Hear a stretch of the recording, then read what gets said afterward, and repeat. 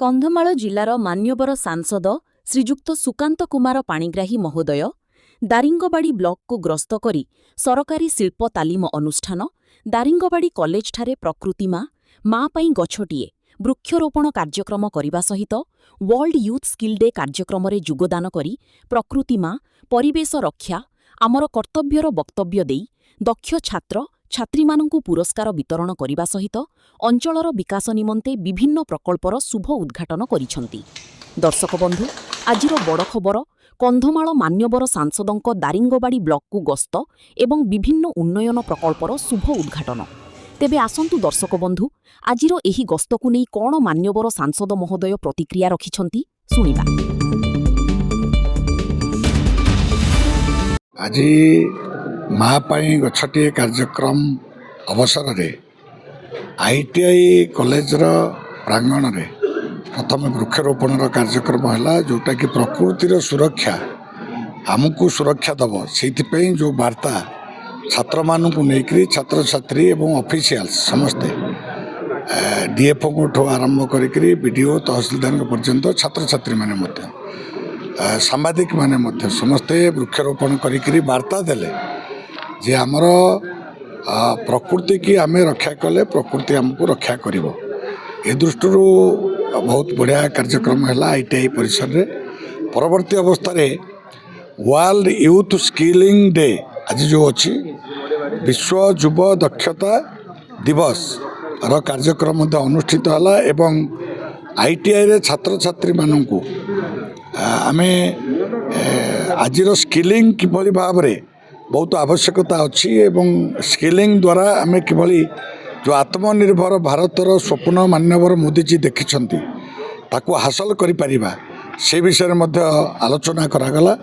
ପରବର୍ତ୍ତୀ ଅବସ୍ଥାରେ ଆମର ଗୋଟିଏ ସେଲ୍ ସେଣ୍ଟର ଯେଉଁଟାକି ଓରମାସ ଆଉ ଦାରିଙ୍ଗବାଡ଼ି ସମିତି ତରଫରୁ ଏ ପ୍ରକାର ଗୋଟେ 8 ଲକ୍ଷ ଟଙ୍କା ବ୍ୟୟରେ ଗୋଟେ ସେଲ୍ ସେଣ୍ଟରର ଉଦ୍ଘାଟନ ମଧ୍ୟ ହେଲା, ଯେଉଁଠି ଉପଜିଲ୍ଲାପାଳ, DFO, BDO, ତହସିଲଦାର ମହାଶୟ ଏବଂ ସମସ୍ତେ ପ୍ରାୟ ବୁଦ୍ଧିଜୀବୀ ସବୁ ଉପସ୍ଥିତ ଥିଲେ ଏବଂ ସେଠି କିଭଳି ଭାବରେ ଆମେ ଯେଉଁମାନେ କଫି ଗ୍ରୋଅର୍ସ ଅଛନ୍ତି, କିଭଳି ଭାବରେ ଯେଉଁମାନେ ହଳଦୀ ଚାଷୀ ଅଛନ୍ତି ଏବଂ ବିଭିନ୍ନ ମହୁର ପ୍ରଡ଼କ୍ଟ ଏସବୁ ସେଠି ରହିବ, ବିକ୍ରି ହେବ।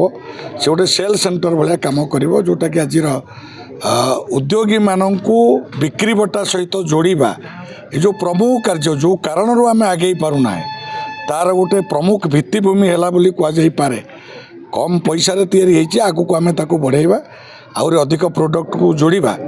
କିନ୍ତୁ ଆଜି 8 ଲକ୍ଷ ଟଙ୍କା ବ୍ୟୟରେ ଏଇ ଯେଉଁ ବିକ୍ରୟ କେନ୍ଦ୍ରଟି ଆଜି ଉଦ୍ଘାଟିତ ହେଲା, ସେଥିରେ ପ୍ରଶାସନିକ ସ୍ତରରୁ ଆରମ୍ଭ କରିକି ସମସ୍ତେ ଉପସ୍ଥିତ ଥିଲେ ଏବଂ ବହୁ ଉଲ୍ଲାସର ସହିତ ସେ କାର୍ଯ୍ୟକୁ ସମ୍ପନ୍ନ କରିବା ପରେ ଆମେ ବ୍ଲକ କଲୋନୀ ପ୍ରାଥମିକ ବିଦ୍ୟାଳୟରେ ଏକ ପ୍ରକୋଷ୍ଠ, ଗୋଟେ ଶ୍ରେଣୀ ଗୃହର ଉଦ୍ଘାଟନ ମଧ୍ୟ କଲୁ, ଯେଉଁଟା 6,95,000 ଟଙ୍କା ବ୍ୟୟରେ ହେଇଛି BGPO ପଇସାରେ ଏବଂ ସେଥିରେ ମଧ୍ୟ କିଭଳି ଭାବରେ ସ୍ମାର୍ଟ କ୍ଲାସରୁମ୍ ପାଇଁ ଯାହା ଯାହା ଦରକାର ଚେୟାର ବେଞ୍ଚ ଏବଂ ଆପଣଙ୍କର TV ମଧ୍ୟ ସେ ପଇସା ଭିତରେ ଲାଗୁଛି।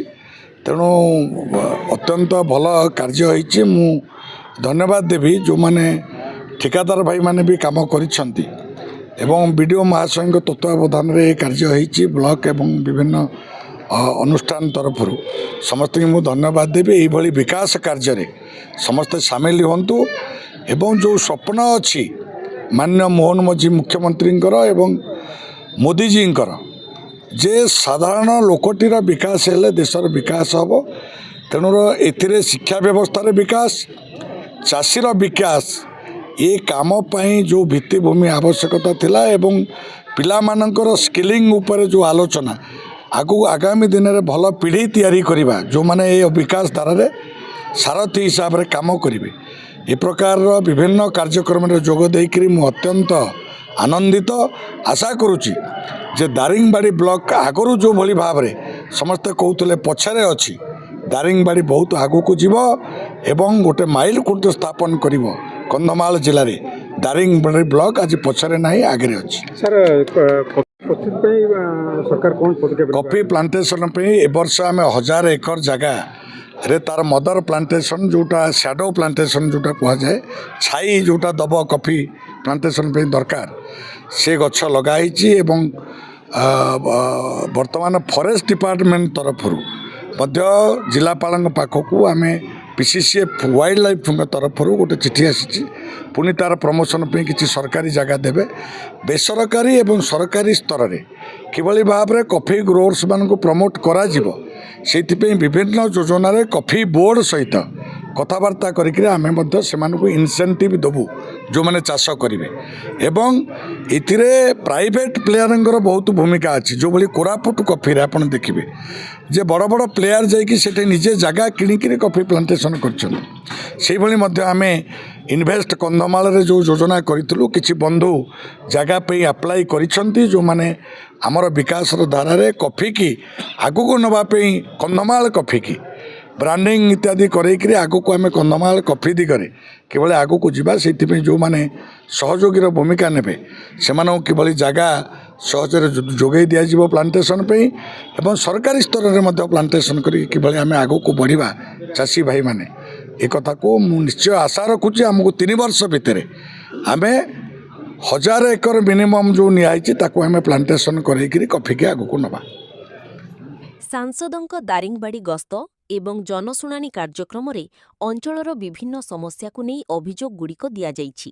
ସେଥିମଧ୍ୟରୁ ବ୍ରାହ୍ମଣୀଗାଁ କୁଇକୂଳ ସମିତି ଶାଖା ତରଫରୁ ଅଞ୍ଚଳରେ ନୂତନ ଜିଓ ଟାୱାରର ସ୍ଥାପନ ନିମନ୍ତେ ଦିଆଯାଇଛି ଏବଂ ବ୍ରାହ୍ମଣୀଗାଁ ନିକଟସ୍ଥ ଶ୍ରାମ୍ଭୁସରୁ ପାହାଡ଼ରେ ହିଲ୍ ଭ୍ୟୁ ପାର୍କର ନିର୍ମାଣ ନିମନ୍ତେ ଅର୍ଥ ମଞ୍ଜୁରୀର ସୁବିଧା ପାଇଁ ଅଧ୍ୟକ୍ଷ ସ୍ୱତନ୍ତ୍ର ଉନ୍ନୟନ ପରିଷଦ କନ୍ଧମାଳ ଶ୍ରୀ ମାନଗୋବିନ୍ଦ ପ୍ରଧାନ ମହୋଦୟଙ୍କୁ କୁଇକୂଳ ତରଫରୁ ପତ୍ର ଦିଆଯାଇଛି।